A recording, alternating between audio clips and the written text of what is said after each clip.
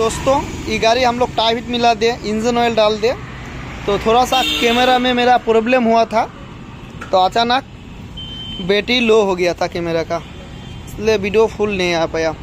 तो अभी फिर चालू कर ले, तो गाड़ी वॉश भी कर दे हम लोग। थोड़ा सा स्टार्ट करो भाई। अब इसका टाइट मिला ले, इसका साउंड देखते हैं। मारो स्टार्ट, थोड़ा पिकअप दो थोड़ा, तो इसका स्टार्ट करो। तो अभी साउंड सुनिए इसका, थोड़ा मारो। तो दोस्तों देखिए इसका इंजन का साउंड जो है बिल्कुल सही है, जितना रहना चाहिए वैसा ही है, बिल्कुल सही है इसका साउंड। थोड़ा सा रेसिंग बढ़ा देता है, थोड़ा थोड़ा थोड़ा।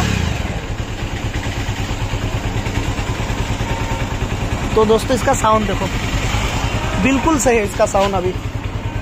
तो हम लोग का कैमरा का बैटरी थोड़ा डाउन हो गया था, इसलिए वीडियो सेव हो गया था।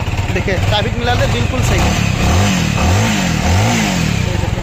220 सीसी मतलब 220 हो गया, बिल्कुल सही है।